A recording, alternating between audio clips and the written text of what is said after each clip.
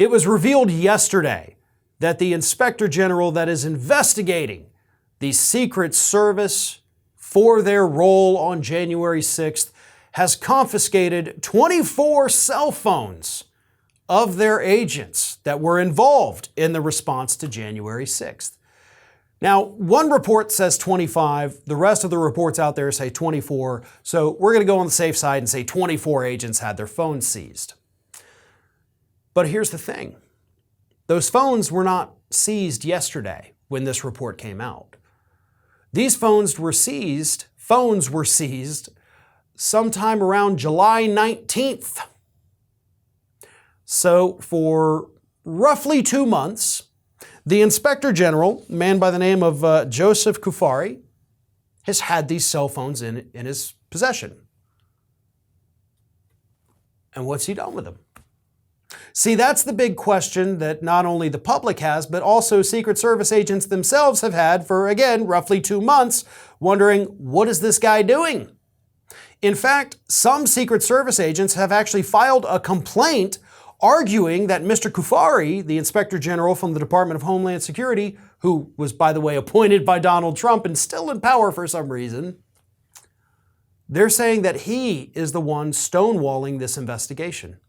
And that he is, according to their complaint, changing reports before he sends them out. So this isn't just a story about potential wrongdoing on behalf of the Secret Service with regard to the response to January 6th, but those agents there, the good ones in the agency, I'm assuming obviously those not being investigated, are also trying to warn the Department of Homeland Security that this guy is not doing what you think he's doing. He's not doing what he's supposed to be doing. In fact, he's kind of doing the opposite.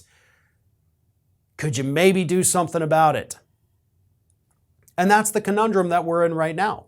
We don't know what information, if any, he has gotten off these cell phones. We don't even know, because of the complaints that agents have filed against him, if he's actually even looking at them. Or did he just do it to kind of be like, okay, give me your phones. All right, I got them. We'll figure this out. Just so people would think he's doing something, but then he turns around and does nothing. We don't know. And that, of course, is always the most frustrating part of any of this. We don't know. But what we do know about this Cuffari character shouldn't leave you with a warm and fuzzy feeling on the inside, because the good agents that are still at the Secret Service are telling us in their complaints, this guy's not doing the job. This guy might be protecting the people who have done something wrong. And of course, their big concern about that is if that is what's happening, it's just going to continue to taint the entire agency. So maybe it's time to have a different Inspector General. Maybe put an Inspector General on the Inspector General's inspection. I don't know what the solution is, but I know that the people in charge of this probably need to come up with one before Cuffari releases a final report saying everything's great, everything's grand, and nobody in my agency did anything wrong.